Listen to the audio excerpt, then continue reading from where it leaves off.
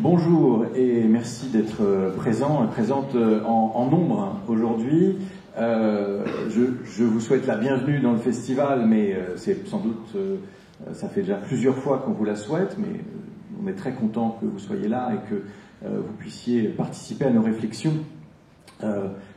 D'abord par votre écoute qui motive le fait qu'on en parle, et ensuite par les questions que vous poserez. Je précise que autant que possible, à moins que le flux de la conversation soit si haletant que je ne veuille pas le couper, autant que possible, j'aime bien faire circuler le micro à plusieurs moments de la séance. Donc il y a éventuellement un moment vers le milieu où je commencerai à dire tiens, prenons quelques questions, et puis on arrêtera, on reviendra sur un cercle. Voilà. Alors, nous sommes réunis aujourd'hui pour parler d'une question, d'un titre un peu énigmatique, reality check, hein, en bon français. Donc, vérifions la réalité, qu'est-ce qui se passe avec la réalité, quelle réalité papa, bon. Et le sens de ce sujet-là n'est pas, contrairement à ce qu'on pourrait penser, de s'interroger immédiatement sur des logiques de type vivons-nous dans la matrice, quelle réalité est vraiment face à nous. C'est plutôt finalement revenir à la façon dont la littérature nous fait tester les limites, la littérature et la bande dessinée, hein, voilà, les arts, nous font tester notre rapport avec la réalité. Et alors de fait, la défamiliarisation qu'il peut y avoir dans la littérature, la bande dessinée et au-delà les différents arts, joue d'un certain nombre de mécanismes, de techniques, correspondent à des ambitions, à différentes manières d'envisager le monde, dont le but est de décaler le regard du lecteur, de la lectrice, et au-delà, toutes les positions de réception. Et il me semble que science-fiction et fantasy en particulier, mais la logique du réalisme n'y est pas étrangère non plus, est de poser une sorte de dialectique entre défamiliarisation et refamiliarisation.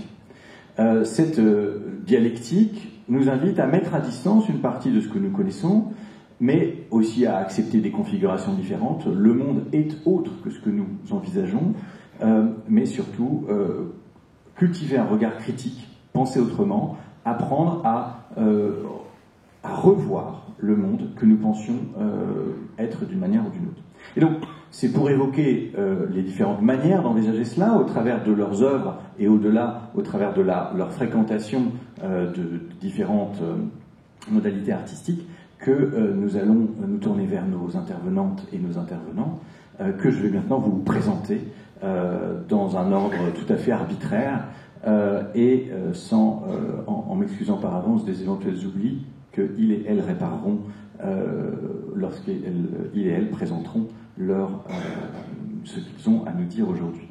Alors, Morgan of Glencoe, qui a une position centrale ici, de façon là aussi arbitraire, qui est harpiste, autrice de récits de fantasy, a publié notamment chez ActuSF une trilogie uchronique, trilogie uchronique et de fantasy. Pardon, je dois arrêter ça. Oui. Ce n'est pas une trilogie. C'est une pentalogie dont il n'y a encore que 3 tomes de publication. Ah d'accord, j'avais manqué cette chose-là, mais bon, c'était... Oui, mais je sais, mais je ne sais pas d'où ça... En fait, c'est vraiment une légende qui me poursuit depuis la sortie du Donc c'est une pentalogie. C'est une pentalogie dont 3 tomes sont sortis. Mais je précise parce qu'en fait, j'ai eu beaucoup de gens vouloir lire le 3 en disant ça y est, j'ai enfin la fin, et ensuite venir me gronder en dédicace que c'était pas la fin.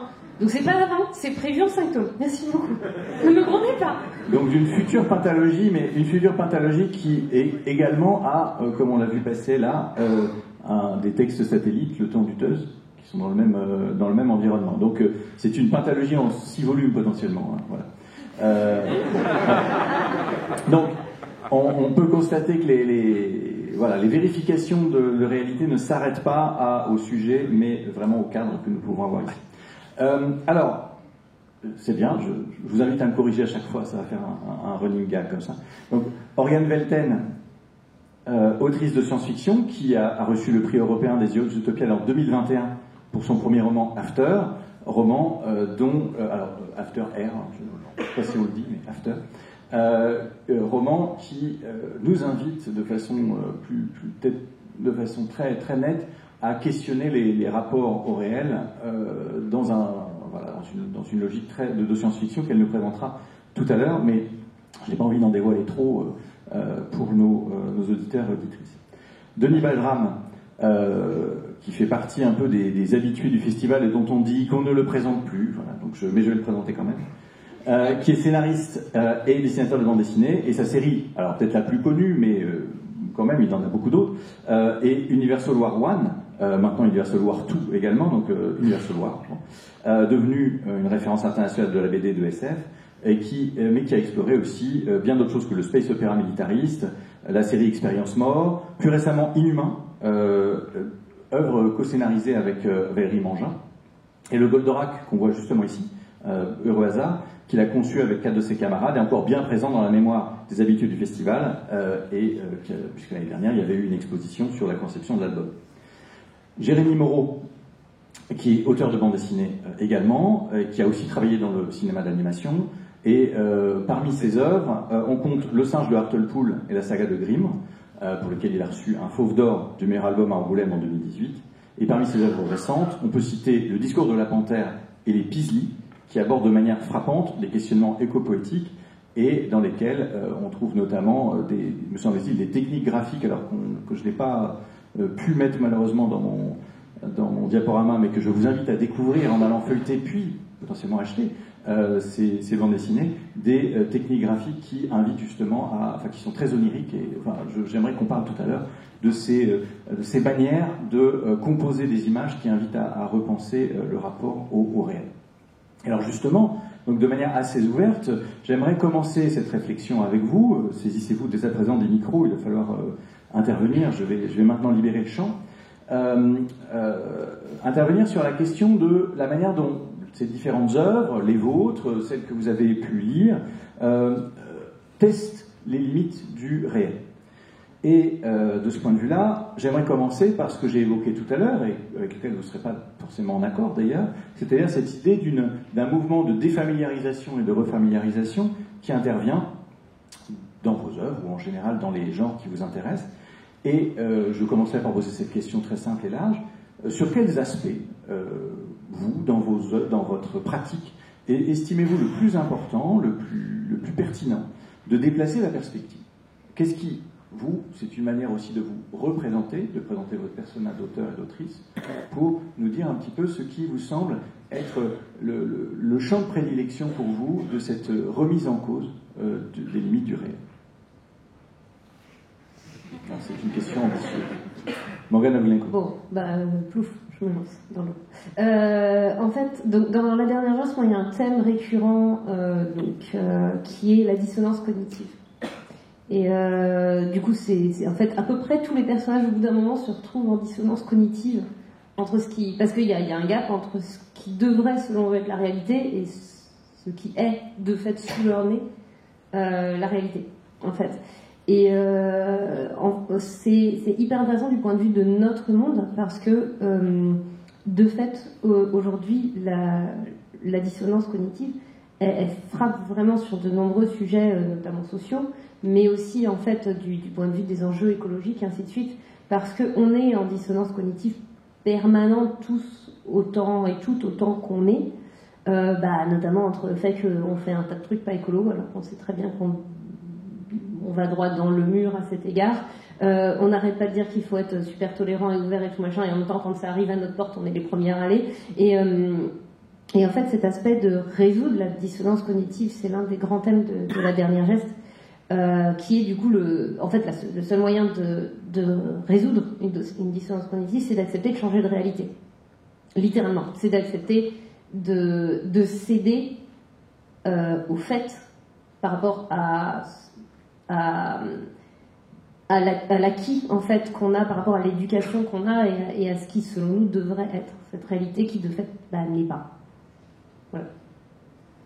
Donc définition de la dissonance cognitive, parce que malgré tout tout le monde n'est peut-être pas au clair. Vos exemples sont très clairs, mais c'est effectivement... En fait la dissonance cognitive, c'est quand un fait vient contredire ce que nous on considère comme étant censé être la réalité de par notre éducation, de par notre place sociale, de par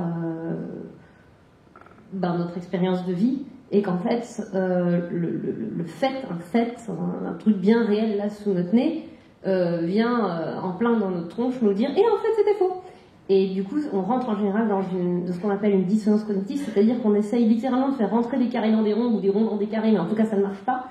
On essaye en fait de trouver des explications, y compris complètement ubuesques, pour que en fait ce fait ait un sens dans ce que nous on a construit comme étant supposément le sens du monde tel qu'on le connaît. On vit ça tout le temps. En fait, on vit ça tout le temps. Par exemple. Quand exemple tout bête, quand on perd, mettons, on perd un jeu dans lequel on est censé être très bon, et l'autre en face gagne, et on va dire ouais mais c'est parce qu'il a triché. Il peut pas avoir gagné juste parce qu'il est meilleur que nous. Non, nous on est censé être bon, donc forcément l'autre a triché. C'est la seule explication logique qu'on voit, c'est que l'autre a triché, ou que le jeu a été contre nous. Alors qu'en fait, si on reprend les faits, non, t'as juste perdu, voilà. Mais comme on est censé dans notre tête, dans notre construction mentale de nous-mêmes, être le meilleur ou la meilleure dans ce jeu-là, on n'est pas capable d'envisager la possibilité de perdre. Voilà, c'est un exemple parmi d'autres, mais voilà. Ça, c'est la dissonance cognitive. C'est quand on ne peut pas imaginer le fait que l'autre soit juste meilleur. Ouais, la mauvaise foi. En fait, ce qui est intéressant, c'est que la mauvaise foi, des fois, c'est le stade d'après. C'est quand on a compris qu'on était en dissonance cognitive, mais qu'on ne veut pas l'admettre. Oui, et de ce point de vue-là, j'avais dit qu'on ne parlerait pas beaucoup de Philippe Dick, mais finalement, une grosse partie de la science-fiction de Philippe Dick consiste à réifier cette situation-là en faisant que les individus arrivent à vivre dans plusieurs réalités simultanément, mais ils ne le reconnaissent jamais vraiment complètement. Qui souhaiterait parler ensuite? Jérémy, puisque vous avez un micro. J'ai réussi à vous mettre un micro dans le... Ouais. Je sais pas, j'aurais plusieurs manières de répondre peut-être. Moi, mon procédé de création, c'est de passer par la philosophie. Ça fait très longtemps que je lis de la philo et c'est mon prétexte préféré pour créer des histoires. Et donc moi j'ai très peu fait de récits de science-fiction, j'ai très peu produit d'univers inventés fictifs comme ça.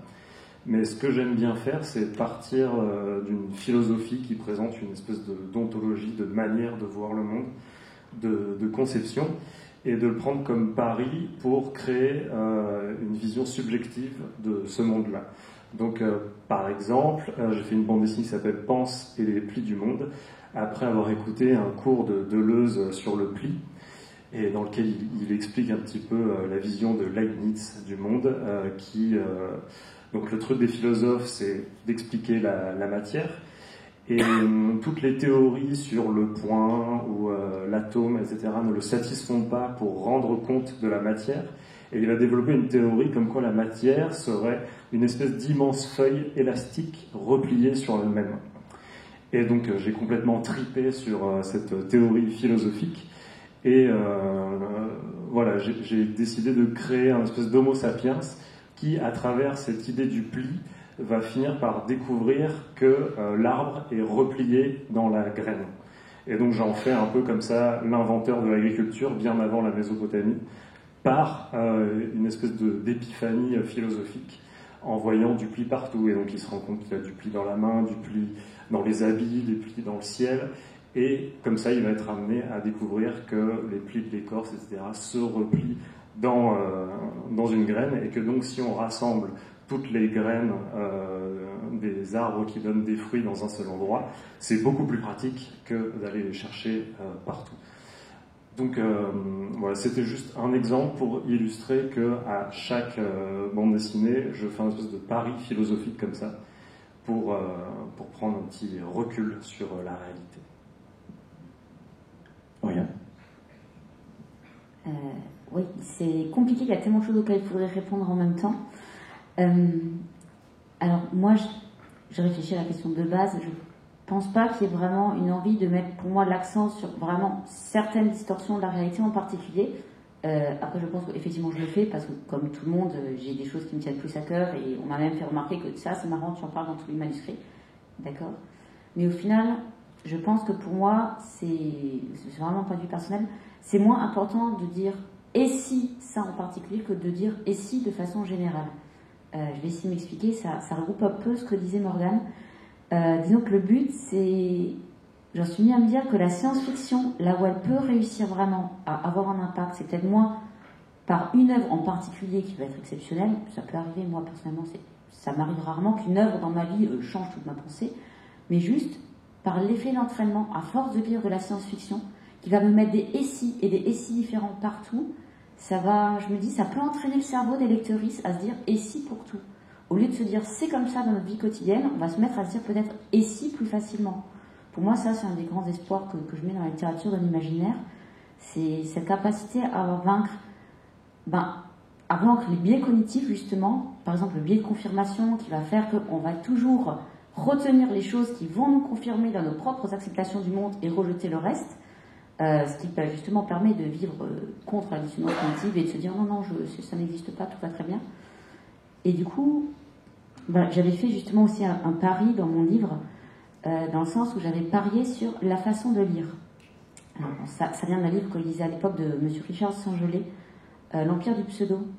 Et je le paraphrase très mal, mais qui expliquait qu'un lecteur d'imaginaire en général va faire plusieurs choses en fait quand il va lire son livre. Alors comme n'importe quelle littérature, que ce soit un livre, une BD, ce que vous voulez, il sait qu'il va y avoir sûrement des personnages, il va devoir les comprendre, une histoire qu'il va devoir suivre, sauf qu'il va aussi avoir le gros problème, il y a un univers. Il a à sa gauche l'univers de départ, le nôtre qu'il connaît, et à sa droite l'univers de l'ouvrage qu'il faut reconstituer. Donc le jeu, qui se superpose à suivre l'histoire, suivre les personnages, c'est sur quoi ça diverge, sur quoi ça ressemble. Moi, en tant qu'autrice, je vais dire ça c'est pareil, ça c'est différent. Et sur beaucoup de choses, je vais rien dire du tout. Et du coup, là où moi j'aime bien essayer de parier, c'est ok, du coup, le lecteur, qu'est-ce qu'il va se dire? Oui, donc du coup, ça a dû diverger aussi, vu le reste. Et sur quoi il va même pas se poser la question et partir du principe que oui, c'est comme ça. Et du coup, j'aime bien, de temps en temps, dans les textes, bon, je le fais dans After, je suis obligée de toujours sinuer quand je parle de ce bouquin, c'est dur de ne pas en parler sans les gâcher. Mais du coup, j'aime bien dire à mon dans le bouquin, haha, tu as cru ça? Eh ben non. C'est assez drôle, ça peut se faire de beaucoup de façons différentes. Et du coup, c'est toujours se jouer sur ce et si, et essayer d'en mettre le plus possible dans le monde, parce que je pense que c'est à peu près la seule chose qui peut sauver le monde. Merci. Alors, je redonne la référence si jamais vous avez envie de consulter ce livre effectivement formidable de Richard Saint-Gelais, L'Empire du pseudo. Et il s'agit en fait du principe de l'écart indéterminé. Non mais c'est pour ça que je suis là aussi un petit peu. C'est le principe de l'écart indéterminé et effectivement le jeu là-dessus c'est quelque chose qui fonctionne extrêmement bien dans ce roman et j'avoue qu'en tant que lecteur j'ai moi-même été pris par cet effet de bascule. Je ne sais pas exactement à quel moment vous faites allusion, mais je sais qu'il y a eu des moments où je me suis rendu compte que des choses que j'avais envisagées ne se sont pas vérifiées, alors même que je les avais supposées, et du coup ça m'a invité à reconsidérer des personnages que je visualisais d'une certaine manière et qui tout d'un coup se révélaient être autre chose. Donc ça effectivement, il ne s'agit pas de faire absolument du mystère, mais effectivement, cette logique de changement de perspective, elle intervient aussi par des techniques de représentation littéraire ou de bande dessinée. Alors, Denis, c'est peut-être un peu compliqué d'enchaîner après tout cela, mais revenons peut-être à la question de base, et puis après, faites ce que vous voulez. Disons, moi je peux vous dire comment j'essaie de parler de réalité, parce qu'on parle tous de réalité en général quand même.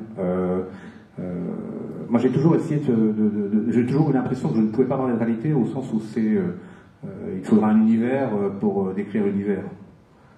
Et si on se met à réfléchir à trop de choses en même temps, ce qui est un peu mon défaut, il faudrait des œuvres aussi grandes que tous les sujets de réflexion pour réussir à tout mettre dedans. Donc de fait, on se retrouve obligatoirement dans un travail de réduction, presque au sens chimique.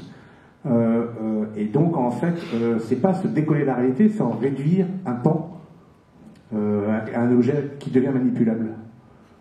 Ce qui est amusant, c'est que après, comme moi j'ai toujours l'envie de prendre les gens par le côté fun de la chose, je dirais presque par la culture de loisir, et de les emmener après le plus loin possible. Une fois que je les ai attrapés par cette main-là, cet objet manipulable, ils le prennent pour un objet extérieur à notre réalité. Inévitablement, puisque c'est un objet qui a l'air très simple. Et mon travail, c'est qu'au fur et à mesure qu'ils vont lire le livre, d'un seul coup, ils se mettent cet objet-là à rayonner sur la réalité, parce qu'en fait, c'est bien une réduction de notre réalité, donc je parle bien de quelque chose qu'ils connaissent.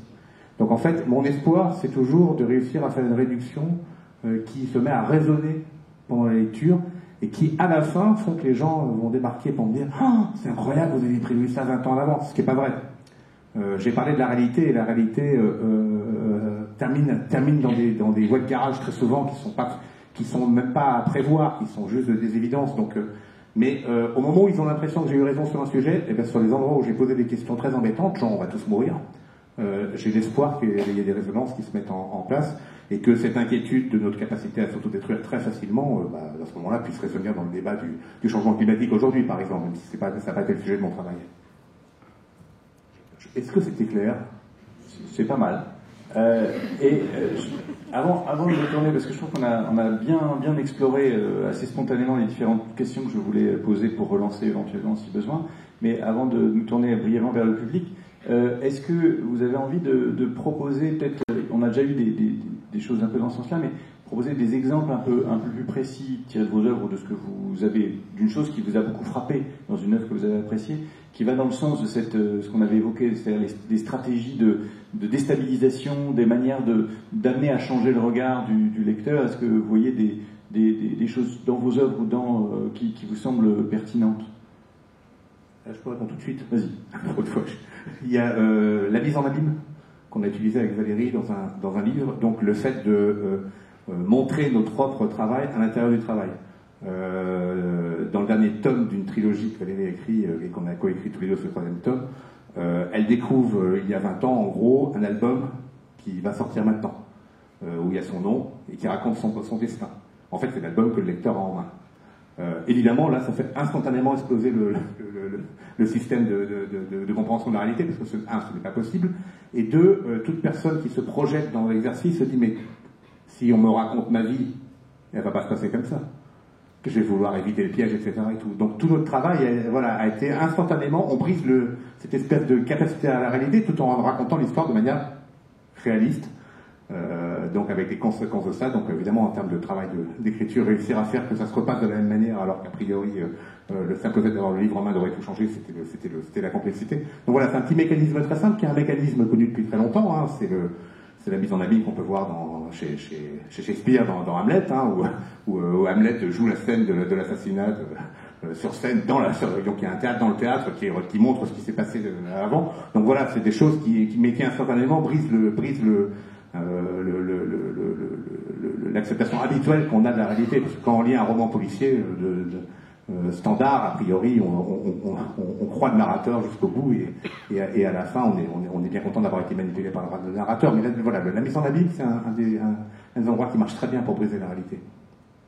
Merci. Jérémy, je pensais, peut-être on pourrait parler un petit peu justement de ces planches oniriques dont je parlais tout à l'heure, notamment dans Pisely, et la façon, ou d'une manière générale, la façon dont des récits qui sont des récits plutôt réalistes sont pris aussi dans des représentations oniriques. Je pense à ces superpositions justement de ce Pisely qui sert de titre par rapport au personnage, ce type de situation. Est-ce que ça vous semble quelque chose de l'ordre est-ce que c'est, purement une façon de jouer avec une poétique des couleurs, ou est-ce qu'il y a un sens, une manière, quelque chose qui est visé pour le lecteur? Je ne sais pas si ma question est assez claire. Oui, mais j'ai l'impression qu'on n'est plus du tout dans le même sujet, mais si. Essayons. Peut-être que non, c'est pas grave. Je sais pas. Moi, je voulais dire que j'ai un problème avec le terme de réalité. C'est pour ça que je nage un peu dans le truc, mais en philosophie, il n'y a jamais de réalité, en fait. C'est bien le problème chez Kant de l'en-soi et toute la problématique de la connaissance. Comment être certain de ce qu'est le monde réellement? Il est toujours vu à travers une certaine collection de sens, à travers un corps. Et donc c'est pour ça que moi, dans mon travail, ce qui m'intéresse énormément, c'est la subjectivité.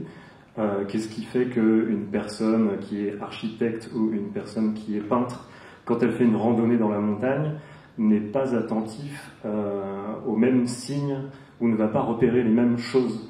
Et moi je le vois même quand je suis dans des périodes où je dessine énormément des formes, ou une période où je fais énormément de couleurs. Quand je fais de la couleur, d'un seul coup, toute mon attention est focalisée, je rêve de couleurs, Et quand je marche dans la nature, je suis focalisé sur des palettes que je vais pouvoir me dire, ah ça, je vais pouvoir les réutiliser. Et donc j'ai énormément de mal à conceptualiser l'idée de réalité. J'ai l'impression qu'elle est toujours tordue en fonction des personnalités de chacun, en fonction de l'éducation, des cultures. Et du coup, là, c'est pour ça que je suis un peu perdu. Non, mais c'est déjà très intéressant d'entendre ça. La question, enfin, on va peut-être pas tirer tout à fait ce fil tout de suite sur la question de la nature profonde de la réalité, mais c'est quand même quelque chose qui se trouve à l'arrière-plan de ce qu'on dit. Morgane, Oriane, est-ce que vous avez envie de parler d'un aspect particulier ? Pour revenir juste à l'idée de donner un exemple, j'ai réfléchi pendant que les autres parlaient, c'est pour ça que c'est bien les tables rondes à plusieurs. Et ce qui m'est venu à l'esprit, c'est un livre que j'ai lu, alors ça m'a marqué aussi, je pense que j'ai lu très jeune, Chronique du pays des mers d'Elisabeth von Arbour. Alors pour ceux qui ne l'ont pas lu, ça se passe dans un futur assez lointain, où la population humaine est majoritairement féminine. Alors je ne sais plus si c'est une mutation, une maladie, mais il y a très peu d'hommes, au sens d'hommes mâles, et c'est majoritairement des femmes. Ça c'est dit dès le départ, donc moi en tant que jeune lectrice, je suis tout à fait au courant, et puis au bout d'un moment, je ne sais pas, au bout de 50 ou 100 pages, il y a « Elle pleut » écrit. Et les animaux. Et là, je suis en mode, what ? C'est une faute ? Qu'est-ce que... Et puis ça se répète, je me dis, non, ils n'ont pas fait la coquille de fois, et je me mets à comprendre que, bah oui, il y a une majorité de femmes, donc la grammaire à domination masculine du français habituel n'a aucune raison d'être, donc c'est au féminin. Et j'avoue que là, à ce moment-là, je savais que c'était plutôt des femmes, et j'avais pas envisagé 2 secondes que la langue avait suivi. Et pour un manuscrit, du coup, qui a achoppé dans une autre garage, donc je peux en parler, j'avais tenté de faire ça à un niveau beaucoup moindre, dans le sens où c'était quelque chose d'anticipation très proche. Ça peut se passer dans 2 ans, 3 ans. Et d'un coup, au milieu, voilà, toutes les relations, tous les personnages sont exactement les nôtres. Tout le monde est normal, pardon, excusez-moi, j'ai du mal. Et d'un coup, je mets un personnage qui est non-binaire, qui est genré avec des pronoms non-binaires. Tout le monde emploie ses pronoms, c'est tout à fait normal, ça ne pose de problème à personne. Et j'avoue que quelque part, j'espère aussi qu'à un moment, le lecteur se dise « Ah ben tiens, et il ne s'est pas questionné, c'est normal ?» Et voilà, et juste rien expliquer de plus et voir ce que ça allait donner. C'est finalement quelque chose qui a son écho dans After. Morgane ? En fait, j'ai mis beaucoup de temps à trouver un exemple qui ne spoilait pas éventuellement. Mais parce qu'en fait, c'est assez dur de pas spoiler une trame aussi longue. Mais en gros, mes persos sont tout le temps en dissonance cognitive, plus ou moins à différents stades. Et du coup, je vais juste donner un exemple que j'ai trouvé drôle, voilà, à défaut de mieux. En fait, mon héroïne, c'est une princesse. Mais si vous attendez à la princesse Disney, vous allez être déçus, parce que c'est une princesse dans le sens politique du terme. Et bon, mini spoil, mais heureusement, il se passe au début. Elle joue les filles de l'air et elle se barre. Et elle se barre où elle peut. Et là, elle découvre un énorme détail. Elle qui s'imaginait jeune femme brillante, indépendante, qui connaît la géopolitique, qui parle 7 langues, n'est-ce pas, qui est capable de placer n'importe quel pays sur une carte, qui est vachement au courant de la généalogie de tous les nobles du monde, ne sait pas s'habiller. Voilà. Et là, elle se prend un gros coup dans l'ego, parce qu'elle est obligée d'aller demander de l'aide. Mais même pas pour ça. Elle s'est enfilée que ses sous-vêtements. Donc elle se retrouve à demander de l'aide en sous-vêtements à une meuf qu'elle connaît pas. Parce qu'elle sait pas enfiler ses propres fringues. C'est même pas les lacets, quoi. C'est juste... Voilà. Alors je propose qu'on donne la parole, qu'on vous donne la parole quelques instants, quelques minutes, 5 minutes à peu près. Donc 2-3 questions, ça dépendra du temps de réponse. Une première question ici, merci. Merci. Alors ma question, vu qu'on a des autrices et des auteurs de livres et de bandes dessinées et autres, ici présents, ma question c'est par opposition au livre purement textuel, est-ce que la représentation graphique, comme les BD, les illustrations, les films, les séries, etc., ne rendent pas plus difficile la manipulation de la réalité ou le jeu sur la dissonance cognitive dont vous parliez ? J'espère avoir été clair. Moi j'aurais bien un avis, mais je ne suis pas un auteur. Déjà, entre nos 2 travails, la réponse est totalement différente. Moi je peux répondre pour le mien. Mon but est de créer des fausses réalités. je fais ce qu'on appelle de la bande dessinée réaliste. Alors, on voit la limite du terme réfléchir à ce qu'est la réalité. Donc, en effet, ça bride, on va dire que ça bride l'imagination du lecteur, comme on dit souvent. Mais les enjeux se passent donc ailleurs, en fait. Parce qu'en même temps, on s'appuie sur cette base solide, voire rustique, pour faire d'autres types de manipulations. C'est-à-dire que les tours de passe-passe, avec cette réalité qu'on a créée, deviennent possibles aussi. Donc en fait, ce qu'on perd d'un côté, on regagne de l'autre. J'aurais du mal à dire que ça appauvrit cette capacité-là, parce que finalement, on fait le tour de passe-passe dans une réalité très crédible. En plus, il y a la suspension du sens critique du lecteur, elle est toujours extraordinaire. La confiance que nous font les lecteurs où ils nous lisent est énorme. Donc quand on leur dit que c'est A, c'est A. Déjà que dans la vie réelle, on a tendance à pas suspendre assez notre sens critique, mais c'est vrai que quand on lit, on éteint tous la machine, sauf quand on cherche à piéger l'auteur parce qu'on en a marre de ses positions politiques, mais à part ça... donc on peut jouer avec ça. Donc vous voyez, ça c'est finalement ce qui pourrait sembler être une sorte d'incarnation figeante devient le nouveau sujet de manipulation. Donc en fait, on regagne tout d'un seul coup. Je pense que pour toi, c'est très différent. Eh ben, oui, pour moi, c'est deux choses extrêmement différentes, puisque à l'écrit, tout le monde utilise le même signe, tout le monde utilise le même alphabet, les mêmes lettres. Dès lors qu'il y a du dessin, forcément, il y a une graphie et une personnalité qui fait que on ne va pas raconter une histoire avec les mêmes armes. Donc c'est sûr que la couche graphique vient ajouter, pour le coup, encore une subjectivité supplémentaire par rapport à, si on compare deux livres qui sont écrits avec le même alphabet, etc. Donc évidemment, il y a le style littéraire qui va démarquer un auteur d'un autre, mais si on rajoute en plus une couche de dessin, ça fait que déjà, rien que sur la couverture, quand on est dans un magasin, on peut déjà voir qu'on va s'aventurer dans l'un ou l'autre univers. J'ajouterais ceci, que votre question élargissait au visuel en général, et ce serait peut-être une question à poser plus largement dans quelle mesure la bande dessinée utilise ce dont je vais parler, mais dans les séries télévisées et les films dont on voit d'ailleurs des extraits ici, la mise en place du faux semblant par l'image elle-même est quelque chose de très fréquent. Même en sortant de la science-fiction, parlons de Usual Suspect un instant, pour les personnes qui l'ont vu. Eh bien, Usual Suspect nous présente un film dont la quasi-totalité des images sont fausses. Nous ne savons pas si ce que nous voyons comme image est vrai, mais c'est tout ce que nous avons. Et nous sommes censés reconstituer autre chose. Et dans la logique du faux semblant, justement des logiques dickiennes de type Westworld ou Blade Runner font intervenir le faux semblant. Avons-nous vraiment vu ce que nous pensions voir ? Et de ce point de vue-là, c'est pas seulement une question de présence visuelle ou non, simplement que, comme ça a déjà été évoqué, les techniques vont pas être les mêmes. Et il ne faut surtout pas penser d'ailleurs qu'il y a une facilité d'un côté ou d'un autre, simplement les instruments ne sont pas les mêmes. Est-ce que vous voulez réagir ou sinon on peut prendre une autre question? Mais Oriane. C'est à peu près ce que j'allais dire, ça va dépendre des outils. Non mais c'est super, comme ça je vais pouvoir faire court. Moi personnellement, je n'ai aucune capacité de me représenter les choses visuellement, donc je ne vais pas parler de quels sont les outils des arts visuels. Par contre, je pense qu'il y en a aussi facilement que moi dans un texte. Je peux plus facilement peut-être omettre des éléments de description visuelle. Ça va peut-être être plus bizarre, paraître plus surprenant à un lecteur dans une BD. Autant, je pense que par exemple, j'imagine totalement pour un réalisateur de film, il y a sûrement des choses dans les pensées des personnages, dans les justifications qu'il va pouvoir remettre plus facilement que moi. Et comme preuve de c'est totalement faisable, je vais juste vous dire Le Sixième Sens et The Fight Club. Je ne vais pas en dire plus parce que sinon je vais vous gâcher de films superbes, mais voilà. Donc c'est totalement possible de cacher énormément de choses de la réalité de l'histoire, même en visuel. Pour avoir travaillé sur une adaptation de livres et donc passer du matériau écrit au matériau de scène et du coup d'art graphique, je crois que j'aurais dit l'inverse. En fait, quand on écrit un personnage, tout d'un coup on peut présenter le personnage et l'auteur, enfin l'écrivain, va partir dans tout le curriculum vitae du personnage.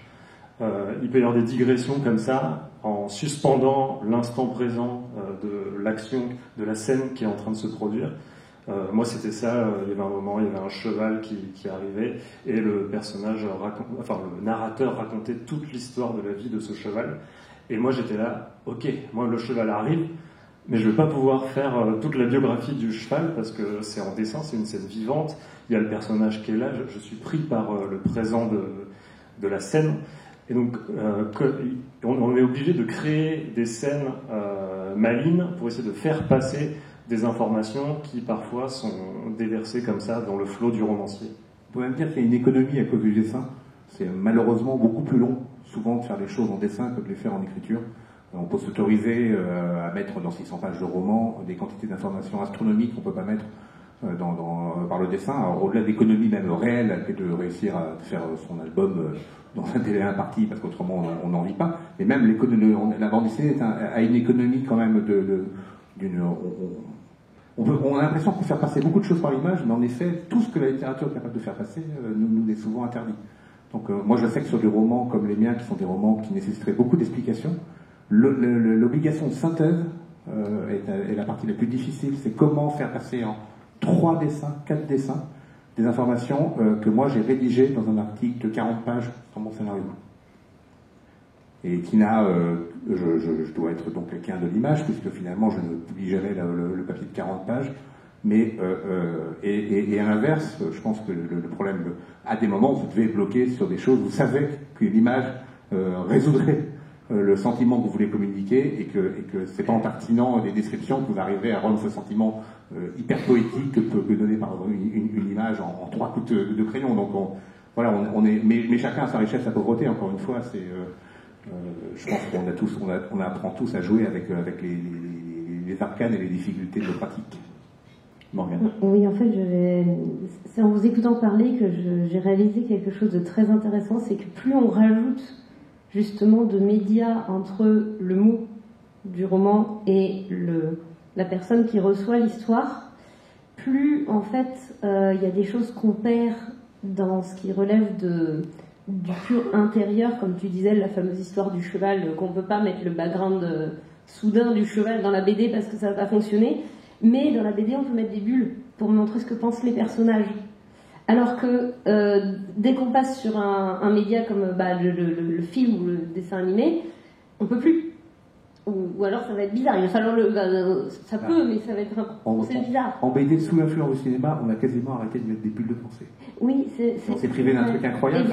Je trouve aussi, moi j'aime bien les trucs où en fait il y a le héros qui est en train de réfléchir dans sa tête. Les Américains le font encore dans le comics avec des sortes de citations de pensée. Dans la BD franco-belge, je ne sais pas pourquoi. Ça a beaucoup de on a perdu cet incroyable objet qui était la bulle de pensée. C'est ça. Et du coup, en fait, dans le cinéma, ça ne fait plus parce qu'à part mettre une voix off un peu chelou. Ce qui, disons-le, fait toujours un peu bizarre, sauf à la rigueur dans les dessins animés. Dans les dessins animés, ça peut marcher. Comme par exemple dans Louise en hiver, où à peu près les 3 quarts, je crois pas les 3 quarts du film, mais une grande partie du film, c'est la nana qui se raconte elle-même sa propre vie. Mais à part ça, c'est vrai que ça fait hyper artificiel comme procédé dans le film, alors que dans la BD, ça fait naturel. Et du coup, en fait, c'est vraiment parce que ce qu'on gagne dans le visuel, on le perd ailleurs, en fait. C'est comme si on avait un système de vase communicant. Je dis pas que l'un est supérieur à l'autre. Je dis juste que c'est marrant parce qu'en fait, plus on en rajoute, on pourrait dire, plus on en rajoute, plus c'est facile de raconter. Et en fait, non, plus ça exige de concessions par rapport aux mots, en fait. Très bien. Merci. Une autre question, et ensuite je reprends la main sur une question que je vais poser, mais on parle beaucoup. Merci beaucoup pour le début de cette table ronde très très intéressante et très, très stimulante. La question que j'avais, c'était, il me semble qu'on a beaucoup décrit finalement, puisqu'on a la chance d'avoir des auteurs et autrices autour de la table, des effets de remise en question sur la dissonance cognitive ou des effets de remise en question sur la perception de la réalité qui sont finalement des effets esthétiques, finalement produits par les œuvres d'art. À partir de quand est-ce qu'un effet esthétique peut se transformer en effet pratique ? Alors, vous voulez dire à quel moment est-ce que ça commence à avoir un effet sur le monde ou... Non, à quel moment est-ce que, par exemple, imaginons qu'on écrive une bande dessinée ou un texte ou un livre pour faire prendre conscience de l'urgence écologique, pour citer un exemple qui est sorti durant la table ronde, à quel moment est-ce qu'on peut dire « Ah ben, j'ai lu ce livre, donc je vais aller manifester dans la rue, donc je vais aller bloquer des routes ou des ponts, donc je vais militer, etc. etc. » Est-ce que ce gap, et est-ce que la littérature et l'art suffit à combler, à votre avis, ou dans votre expérience aussi, cette lacune ?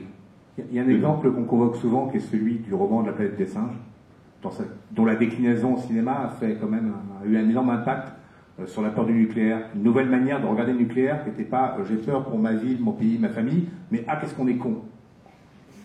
Il a fait la scène finale qui est vraiment une sorte de prise de conscience du niveau de conneries atteint.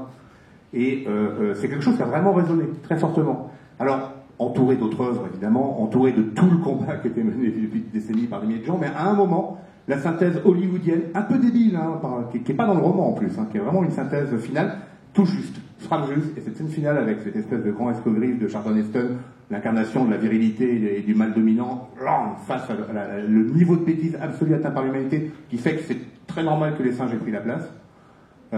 Voilà, on voit un moment où ça tape juste, et ça tape juste chez plein de gens, et il a fallu évidemment des quantités d'heures absolues, il a fallu le roman avant, mais il a fallu même tous les scientifiques qui ont parlé pendant toutes ces années pour expliquer cette montée en puissance nucléaire était une absurdité totale. Donc je pense qu'il y a de temps en temps une œuvre qui, au bout de ce chemin, arrive à être la synthèse qui finit par là toucher le plus grand public. Faut pas penser, je pense pas que nous on a se posé la question de l'écrire cette œuvre-là. On participe à un grand ouvrage, à une grande construction, et peut-être que l'un d'entre nous un jour connaîtra saura le moment où ça s'incarne. Mais il n'en sera déjà pas responsable, et j'allais dire même ça va pas être simple pour sa vie, parce que moi j'aimerais pas être l'auteur d'une œuvre comme ça qui finit par, parce que tout changement important apporté à la manière de se regarder l'humanité, aussi bénéfique soit-il, porte déjà aussi les cauchemars d'après. Donc moi je préfère être beaucoup moins important que ça. Enfin, je sais pas pour vous, mais... Oriane ? Je pense que je suis beaucoup plus défaitiste. Donc les gens qui veulent de l'optimisme, bouchez-vous les oreilles pour les environ 3 minutes et demie qui vont suivre. Je suis d'accord qu'il y a certaines œuvres qui tombent au bon moment et qui vont résonner très fort souvent chez les spectateuristes, chez les lecteuristes. Par contre, pour reprendre ton exemple, ça a pu résonner très fort chez certaines personnes, ça n'a rien donné. Je veux dire, on n'est pas en train de changer la planète. Il y a eu un désarmement nucléaire important dans la décennie qui a suivi, et puis ça s'arrêtait là, on est d'accord, c'est pas une réussite. Mais le regard sur le nucléaire a vraiment changé dans les années 80. Et souvent, on fait remonter ça à l'impact de ce film et le regard du nucléaire militaire, parce que le nucléaire civil, c'est notre histoire. Alors c'est vrai, je le regarde peut-être de l'époque où moi je l'ai regardé, où j'ai vu ce film-là, je me suis dit, je l'ai mis en lien avec l'écologie, pas avec la question nucléaire, mais juste avec on est en train de foutre la planète. C'est sorti il y a des années. Pourquoi est-ce qu'on continue? Parce qu'on a continué. Moi, alors c'est vraiment un avis personnel, mais je pense pas qu'une œuvre vraiment, ou très rare, ça doit arriver, la Bible, d'accord, mais qu'une œuvre généralement n'a pas la capacité à changer le monde. Je pense pas que, moi personnellement, c'est vrai, j'ai pas envie de porter la charge sur mes épaules, c'est possible, je pense pas pouvoir écrire quelque chose qui va ouvrir les yeux du monde. Moi, franchement, c'est juste j'écris un livre qui est capable d'envoyer un petit caillou dans le grand édifice du c'est comme ça. Et voilà, juste de permettre d'aider à penser que peut-être on peut faire autrement, ça me paraît déjà énorme. Donc, est-ce que l'acte artistique en lui-même peut avoir un impact pratique? Je vais plutôt le réfléchir, je pense à un aspect vraiment individuel. Oui, ça peut arriver qu'un lecteur se sente vraiment touché par un texte, je parle de ce que je connais, donc du texte, et que ça le fasse bouger. Après, à une échelle plus grande, je pense que c'est infiniment rare et que ça dépend énormément effectivement du contexte dans lequel tombe l'œuvre. Donc, alors si jamais quelqu'un a la solution, je pense que beaucoup d'auteurs aimeraient bien savoir comment ça marche, effectivement, mais je pense qu'on est vite dernier à avoir la solution, honnêtement. Morgane ? Ouais, moi je suis l'espèce d'intermédiaire entre les deux, je crois. En fait, d'un côté, de fait, faut jamais oublier que la fiction appartient à la réalité, puisque voilà. En fait, tout ce qu'on écrit d'œuvres de fiction, et je sais plus qui avait dit ça, qu'en fait les humains ils créent des histoires comme les escargots créent leurs coquilles. En fait, on sait littéralement pas ne pas écrire d'histoire. Mais ces histoires qu'on raconte, finalement, elles ont au moins du sens pour la personne qui écrit, et souvent ce sens il fait écho chez d'autres, du moins quand l'histoire parvient à aller au-delà de la personne elle-même qui se la raconte. Et en fait, je pense pas de fait que un jour quelqu'un va nous sortir l'œuvre miraculeuse qui va faire que tout le monde va prendre conscience du problème écologique et que pouf, ça y est, d'un seul coup, tous les gouvernements du monde, non, ça n'arrivera pas. Par contre, l'humanité est une somme d'individus et de gens et de personnes. Et que c'est... En fait, c'est je ne sais pas si vous connaissez le phénomène... C'est un phénomène connu, et j'ai un trou sur son nom là dans l'instant, parce que je n'avais pas préparé ça à la base dans la préparation de la table ronde. C'est ce phénomène de quand quelqu'un se met à danser. Il y a une conférence TED de Charlie Danger qui parle de ce phénomène-là qui est génial. En fait, quand quelqu'un se met à danser, c'est très bien, il danse et tout le monde le regarde dans un qu'est-ce qui branle, l'autre là. Et si une deuxième personne se met à danser, une troisième et ainsi de suite, en fait, il arrive un point de bascule où là, c'est la norme s'inverse, en fait, le changement se fait. Et en fait, c'est ce point-là qu'il faudrait qu'on atteigne. Le problème, c'est que, encore une fois, on est une somme d'individus. Et comme tu dis, je voudrais juste balancer un caillou dans l'édifice de cette norme de pensée des gens. En fait, c'est un caillou, mais si t'en balances un, que j'en balance un, et qu'on peut en fait le faire, il faut juste arriver le moment à ce point de bascule, en fait, dont j'ai complètement oublié. Je suis désolée parce que c'est un phénomène scientifique. C'est déjà assez évocateur. J'aimerais peut-être reformuler un tout petit peu la question, parce que c'est vrai que si on se demande à l'échelle de l'humanité entière, de toute l'éternité, quelles œuvres ont eu un effet, on va peut-être avoir un peu de mal. Mais j'aimerais bien reformuler les choses, et c'est un petit peu ma question suivante, donc ça tombe bien. Je retombe sur mes pattes. En vous demandant finalement quels sont les cailloux que vous voulez envoyer. C'est-à-dire, pour le reformuler, sur quel point est-ce que vous estimez utile, pertinent d'attirer l'attention du lecteur, des lectrices voilà, quels aspects vous tiennent à cœur. Je ne vous demande pas ceux sur lesquels vous aimeriez changer le monde, même si vous pouvez répondre ça, mais en tout cas ceux qui vous semblent pertinents, notamment en lien avec ce qui est la logique de cette table ronde, c'est-à-dire tout ce qui est de l'ordre du préjugé, du biais cognitif. Donc, sur quel point est-ce que vous semblez, vos œuvres, on revient à vous, vos œuvres portent sur ces questions-là, quels préjugés remettre en cause et de quelle manière? C'est facile pour moi parce qu'il y a vraiment un truc que je traîne depuis très longtemps, c'est l'erreur. Le fait qu'on fait sans arrêt des erreurs, le fait qu'à chaque fois qu'on les reconnaît pas, on se plante. C'est vraiment un trait qui est là depuis longtemps parce que j'ai fait vraiment des grosses conneries quand j'étais jeune. Je me suis vraiment trompé. J'ai fait des errances politiques indigestes, heureusement sans conséquences, et j'en suis sorti avec l'idée que n'importe qui pouvait devenir n'importe quoi, selon les circonstances dans lesquelles il était. On a beau croire qu'on aurait été résistant, il y avait des chances qu'on soit, comme la plupart des Français, rien, ou même qu'on termine sur le front de l'Est à combattre avec les nazis. La même personne, quasiment élevée par la même personne, au même moment, à quelques rencontres près.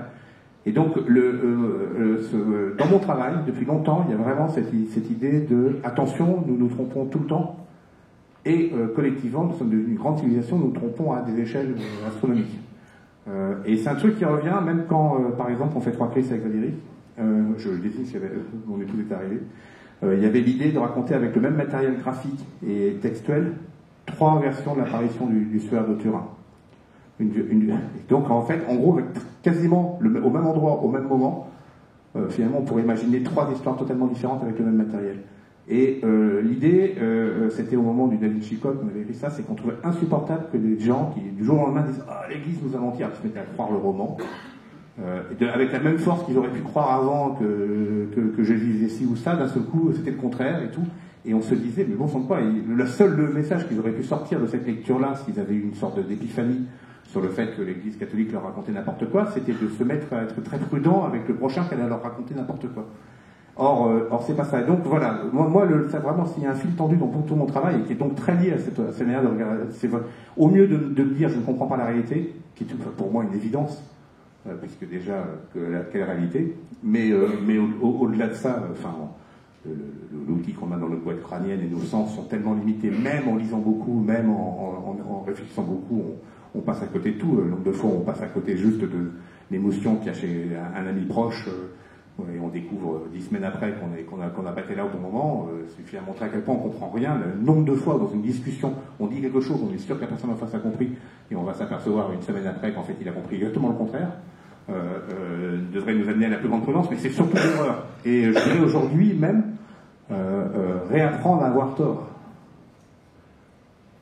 Si on a tort, c'est qu'on a appris quelque chose. c'est un moment merveilleux d'avoir tort. Or aujourd'hui, toute notre société nous a appris le contraire. On ne parle pas des réseaux sociaux où il faut avoir raison tout le temps. Alors qu'en fait, si on a raison, c'est qu'on est mort. C'est qu'on est enterré dans sa vision du monde et qu'on n'apprend plus rien, quoi. Moi, j'adore être pris en flagrante erreur. Et qu'on m'explique pourquoi, je fais « Waouh ! Mais oui, mais bien sûr !» Donc voilà, et on rejoint là un peu le questionnement, et je pense que c'est un chemin que j'ai continué à creuser dans mon travail, parce que j'ai l'impression qu'en ce moment, il y a vraiment urgence à dire aux gens d'avoir tort, quoi. Jérémy, peut-être... je pense que c'est... Alors voilà, quand j'ai vu cette BD là...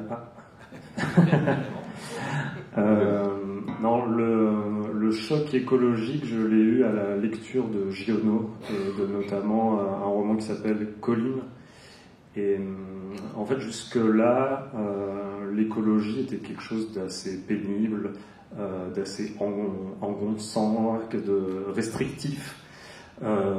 C'était un petit cycle de recyclage sur une boîte de lait, en fait. Et tout d'un coup, j'ai rencontré l'œuvre de Giono, qui s'est mis à décrire le monde, décrire les paysages non humains, avec une prose et une poésie extrêmement puissante. Et pouvoir parler d'un paysage, le décrire de la même manière qu'on peut décrire le visage d'un être humain, m'a vraiment profondément touché. Et c'est vraiment par Giono que je suis entré dans la thématique écologique. Et depuis, je crois que ça ne me lâche plus, en fait, de vouloir ramener de la beauté sur les choses autres qu'humaines. Et bon, j'aurais des milliards de trucs à dire, mais je suis très heureux parce que énormément d'auteurs actuellement m'intéressent sur ce sujet, notamment Bruno Latour, Baptiste Morisot. C'est-à-dire, je développe un espèce d'écœurement de l'humain, trop d'humain tout le temps, produit par la modernité quelque part, l'humain dans sa position cardinale, cette volonté constante de conquête d'ailleurs, etc. Et tout mon travail aujourd'hui, c'est comment redonner la parole à d'autres qu'humains. Donc par exemple avec cette BD où je mets en scène des animaux, dans la saga de Grimm, comment est-ce que l'Islande peut devenir un personnage à part entière de l'histoire. Dans ma dernière, les Pisely, comment 3 jeunes Parisiens qui sont biberonnés aux écrans et au GPS, comment est-ce qu'en partant en Alaska et en se reconnectant aux ours et aux animaux, vont pouvoir retrouver la capacité à s'orienter. Et en fait, je me rends compte que dans toute la production culturelle actuelle, et quand on voit Netflix, etc., c'est de l'humain tout le temps, quoi. Et Baptiste Morisot a écrit un texte hyper intéressant là-dessus. Il y voit là les arcanes de notre primato-narcissisme. On est obnubilé par des histoires de pouvoir, d'héritage, d'amour, de famille, et aussi des visages. Ça, on le voit énormément avec Instagram, cette espèce de culte de la beauté du visage parfait. Et donc il dit qu'on a ça en nous, dans nos ascendances évolutives, et que c'est un danger énorme, et que pour la révolution écologique, il serait très important d'arriver à reporter notre attention sur autre chose que l'humain. Et donc il appelle très fort à notre côté biophile, qu'on a pu voir dans un certain 19e siècle avec le naturalisme, des espèces de fous furieux qui passent leur vie à regarder des papillons. Il y a aussi d'autres modes de société qui sont capables de s'intéresser, à faire rentrer dans leurs codes sociétaux un guépard, un hara, d'autres animaux. Et aujourd'hui, moi, c'est vraiment ça qui m'anime, comment faire rentrer les non-humains dans le champ de l'attention juridique, politique, etc., mais en ce qui me concerne, artistique. J'ajouterais même qu'il faudrait... Merci, mais vous applaudirez tout à l'heure. Il faudrait même faire corriger tous les manuels de scénario hollywoodiens, parce que tous ces modèles-là, ils sont ancrés à mort dans la culture exigée dans la production, dans l'écriture aujourd'hui, voire enseignée dans les écoles en France, etc. Donc il c'est un chantier colossal, quoi. Oriane, Morgane, humain, trop humain. J'aurais beaucoup de mal à répondre à la question, en fait, parce que dans le sens de s'il y a une chose en particulier que je veux mettre en avant, sur laquelle je vais essayer de décaler le regard, je ne vais pas trouver, parce que, comme disait Denis tout à l'heure, j'étais tout à fait d'accord, une des choses, je pense, à faire quand on crée une œuvre quelconque, c'est de la réduire. C'est-à-dire que l'univers entier ne rentre pas dans une œuvre, donc il faut, je pense, quelque part, pour imager, couper un bout, pour la mettre dans les pages, sauf que dans la vraie vie, justement, ça ne marche pas comme ça. Si je prends un sujet, par exemple l'écologie ou le féminisme, en réalité, il va être relié à autre chose, et alors moi, d'un point de vue individuel, pas d'autrice, je me sens engluée dans l'ensemble d'un système, un système néfaste, qui est, pour le dire vice, hétéro-cis capitaliste, voilà, de point de vue tout à fait individuel. Je suis d'accord, je sais que tout le monde n'est pas d'accord. Et moi, c'est l'ensemble du système, c'est le système en tant que système que j'ai envie de montrer, donc c'est extrêmement dur à faire, je pense, et souvent mes manuscrits échouent parce que j'essaie de tout mettre, justement, mais du coup, ça fait que quelque part, je vais m'attaquer à n'importe quel bout, ça va me convenir, parce que j'ai l'impression que tout est absolument relié de toute façon. Donc je pense que si je tire le fil écologique dans un manuscrit, le fil des luttes LGBT dans un autre, ou le fil du féminisme, je vais au final toujours m'attaquer au même truc. Donc, disons, s'il y a une chose en particulier, en fait, que j'aimerais mettre en avant, c'est justement le fait que c'est un système. C'est soit une réponse bien complète. Morgane? Moi, je suis assez d'accord sur le fait que j'arriverai pas à parler d'une lutte en particulier.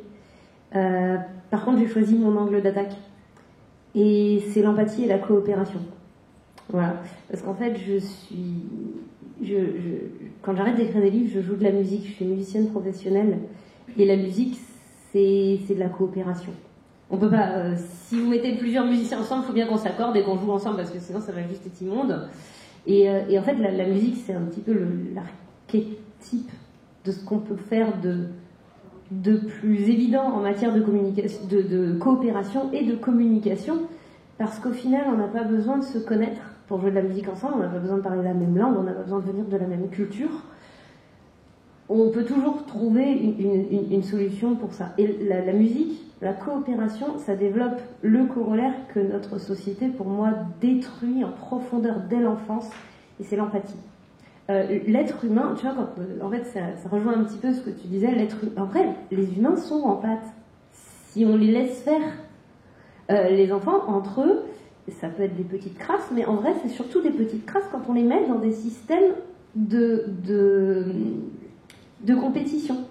Quand on les met dans des systèmes de coopération, et je le sais pour avoir enseigné la musique en maternelle à partir de bout de chou de 2 ans, et bien ils rentrent en coopération. Et en fait, on est dans un système, et ce système, il est fondé en grande partie sur la compétition.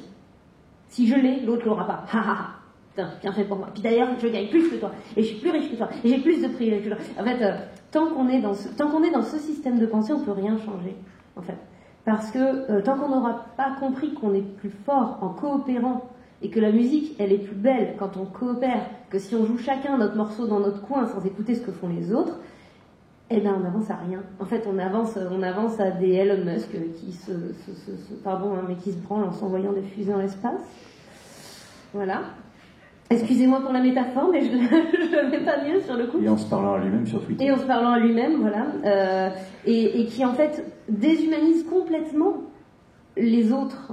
Et du coup, à partir du moment où on déshumanise l'humain, on va certainement pas réhumaniser les animaux ou les arbres, en fait. Parce qu'on peut pas, on n'est déjà pas capable de considérer l'autre en face de nous, là, comme un être humain, comme une personne, dans tout ce que ça implique d'être une personne.